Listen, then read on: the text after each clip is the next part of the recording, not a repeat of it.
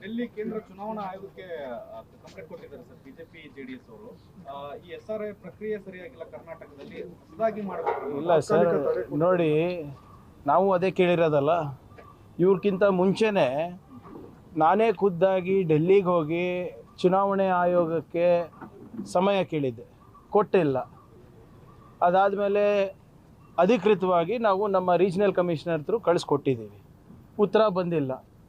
ಆದರೆ ವ್ಯತ್ಯಾಸ ನೋಡಿ, BJP JDS ಅವರು ಕೇಳಿದ ತಕ್ಷಣ ಹೇಗೆ ಸ್ಪಂದಿಸ್ತಾರೆ, ನಮ್ಮ ರಾಜ್ಯ ಸರ್ಕಾರ ನೀಡಿದಂಥ ಸಲಹೆಗಳ ಬಗ್ಗೆ ಯಾವ ರೀತಿ ಸ್ಪಂದಿಸ್ತಾರೆ ಅಂತ ಇದರಲ್ಲೇ ಸ್ಪಷ್ಟವಾಗಿ ಗೊತ್ತಾಗುತ್ತೆ. ಚುನಾವಣೆ ಆಯೋಗ ಕೇಂದ್ರ ಸರ್ಕಾರದ ಕೈಗೊಂಬೆ ಆಗಿದೆ.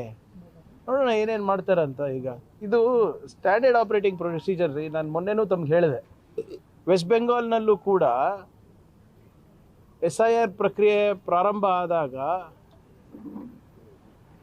ಪ್ರತಿಭಟನೆ ಮಾಡಿದ್ದು BJP ಅವರೇ. BLOಗಳೆಲ್ಲ ಮಮತಾ ಬ್ಯಾನರ್ಜಿಯವರ ಕಪಿಮುಷ್ಟಿನಲ್ಲಿದ್ದಾರೆ ಅಂತ ಪ್ರತಿಭಟನೆ ಮಾಡಿದರು, ದೂರು ಕೊಟ್ಟರು. ಅದಾದಮೇಲೆ ಲಾಜಿಕಲ್ ಡಿಸ್ಕ್ರಪೆನ್ಸಿ ಅಂತ ಒಂದು ನಿಯಮ ತಂದುಬಿಟ್ಟು ಎಲ್ಲರಿಗೂ ಹೊರಗೆ ಹಾಕೋದು. ಇದೆಲ್ಲ ಸ್ಟ್ಯಾಂಡರ್ಡ್ ಆಪ್ರೇಟಿಂಗ್ ಪ್ರೊಸೀಜರ್. ಅವರು ಹೊಡೆದಂಗೆ ಮಾಡಬೇಕು, ಇವ್ರು ಹತ್ತಂಗೆ ಮಾಡಬೇಕು, ಅಷ್ಟೇ ಇರೋದು ಅದರಲ್ಲಿ. ದೇಶದಲ್ಲಿ ನೀವೆಲ್ಲ ಆರೋಪ ಮಾಡ್ತಾ ಇದ್ರಿ, ಇದು ಸರಿ ಇಲ್ಲ, ಸರಿಯಾಗಿ ಆಗಬೇಕು ಅನ್ನೋದು. ಕರ್ನಾಟಕದಲ್ಲಿ ಕೇಂದ್ರದ ಆಡಳಿತ ಪಕ್ಷವು ವಿರೋಧ ಮಾಡ್ತಾ ಇದೆ. ನೋಡಿ ಇವರೇ, ಅವ್ರು ಇರ್ಬೋದು, ನಾವು ಇರ್ಬೋದು, ಈಗನ ಎಚ್ಚೆತ್ಕೊಳ್ಳಿ.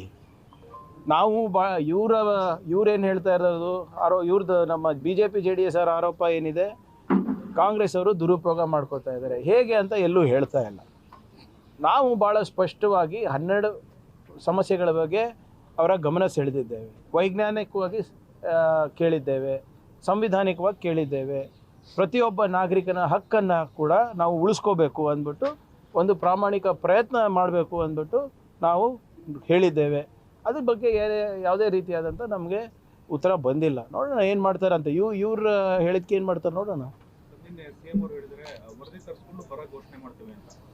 ವರದಿ ಕೊಡೋದು ನಮ್ಮ ಜವಾಬ್ದಾರಿ, ಘೋಷಣೆ ಮಾಡೋದು ನಮ್ಮ ಜವಾಬ್ದಾರಿ ಅಲ್ಲ. ಭಾಳ ಸ್ಪಷ್ಟವಾಗಿ ನಿನ್ನೆ ಮುಖ್ಯಮಂತ್ರಿಯವರು ಏನು ಹೇಳಿದ್ದಾರೆ, ಕೇಂದ್ರ ಸರ್ಕಾರದ ಏನು ಮಾನದಂಡಗಳಿವೆ ಅದ್ರ ಪ್ರಕಾರ ನಾವು ವರದಿಯನ್ನು ಸಲ್ಲಿಸಬೇಕಾಗ್ತದೆ. ಇನ್ನು ಈಗ ಬಿತ್ತನೆ ಕೆಲವು ಕಡೆ ಪ್ರಾರಂಭ ಆಗಿದೆ, ಕೆಲವು ಕಡೆ ಆಗಿಲ್ಲ.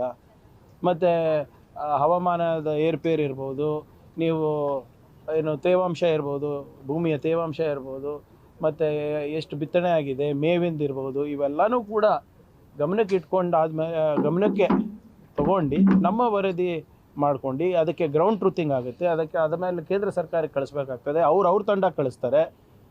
ಸೊ ಇದನ್ನು ಏನು ಈ ಪ್ರಕ್ರಿಯೆಯನ್ನು ನಾವು ಕರೆಕ್ಟಾಗಿ ಮಾಡಬೇಕು. ಸೊ ಇವತ್ತು ಮಾನ್ಯ ಮುಖ್ಯಮಂತ್ರಿಗಳ ಉದ್ದೇಶನೂ ಅದೇ, ಎಲ್ಲ ರೀಜ್ನಲ್ ಹೆಡ್ ಕ್ವಾರ್ಟರ್ಸಿಗೆ ಹೋಗಿ ಪ್ರತಿಯೊಂದು ಜಿಲ್ಲೆದಿರ್ಬೋದು, ತಾಲೂಕು ಇರ್ಬೋದು, ಏನೇನು ನಡೀತಾ ಇದೆ, ಹೇಗೆ ಆಗ್ತಾ ಇದೆ ಅಂದ್ಬಿಟ್ಟು ತಿಳ್ಕೊಂಡು ವರದಿಯನ್ನು ತಯಾರು ಮಾಡ್ತೀವಿ. ಆದರೆ ಬರ ಘೋಷಣೆ ಮಾಡೋದು ಬಿಡೋದು ಕೇಂದ್ರ ಸರ್ಕಾರದ ಮಾನದಂಡದ ಪ್ರಕಾರ ಅಲ್ಲ.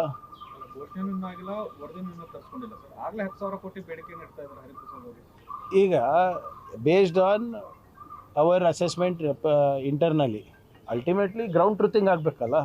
ಗ್ರೌಂಡ್ ಟ್ರೂತಿಂಗ್ ಆಗಲಾರ್ದೆ ನಾವೇನು ಮಾಡ್ಲಿಕ್ಕೆ ಆಗೋದಿಲ್ಲ. ಗೃಹಲಕ್ಷ್ಮಿ ಯೋಜನೆಗೆ ಕೇಂದ್ರ ಶಬಾಸ್ಗೆ ಕೊಟ್ಟಿದೆ ಸರ್. ಈ ರೀತಿ ಯೋಜನೆ ಬೇಕಾಗಿತ್ತು, ಜೊತೆಗೆ ಸಹಾಯಧನ ಹೆಚ್ಚಳ ಮಾಡಬೇಕು ಅಂತ ಹೇಳಿದೆ. ಒಳ್ಳೇದಲ್ಲ. ಈಗ ಮತ್ತು BJP ಅವರಿಗೆ ಹೇಳಿ, ಈಗ RDPRನಲ್ಲೂ ಕೂಡ ನಂಬರ್ 1 ಅಂದ್ಬಿಟ್ಟೆ ಮೋದಿಯವ್ರ ಸರ್ಟಿಫಿಕೇಟ್ ಕೊಟ್ಟಿದ್ರು.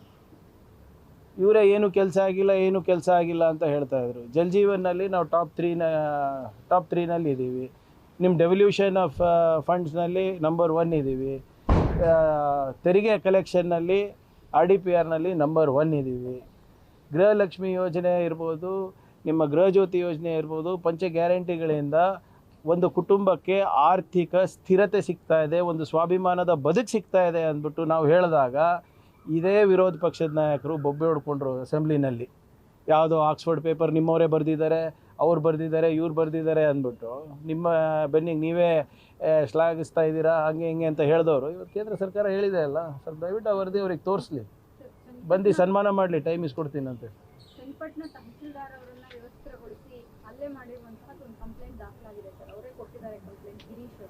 ಅದು ಈಗ ಗಮನಕ್ಕೆ ಬಂದಿರೋದು ಅದು. So let me verify the facts.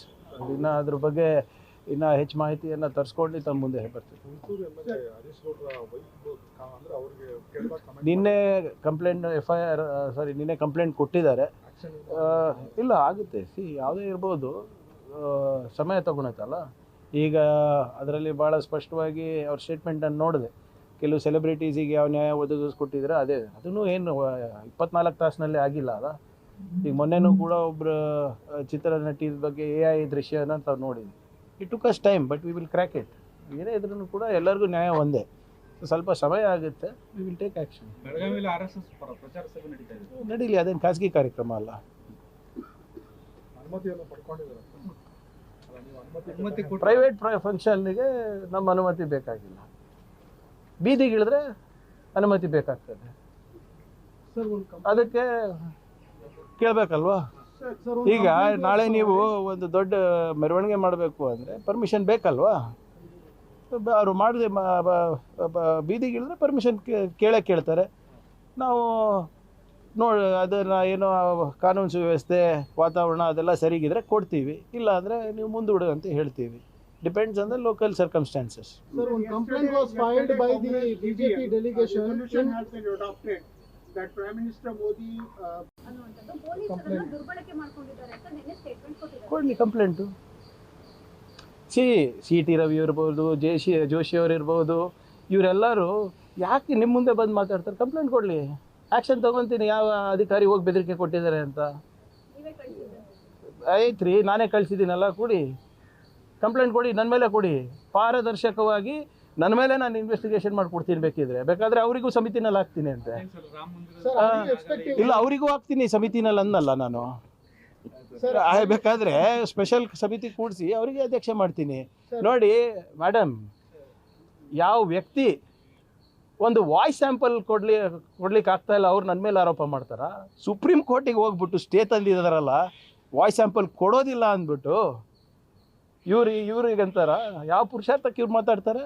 ಕೊಡಲಿ, ವಾಯ್ಸ್ ಸ್ಯಾಂಪಲ್ ಕೊಡಲಿ ಫಸ್ಟ್, ಅದಾದ್ಮೇಲೆ ಮಿಕ್ಕಿದ್ದು ಮಾತಾಡಲಿ ಅವರು. Sir, are you expecting same thing will happen in Karnataka after the allegation? ಅಲ್ಲ, CM ಅವರು ರಾಜ್ಯದಲ್ಲಿ ಸಮಸ್ಯೆಗಳಿದಾವೆ.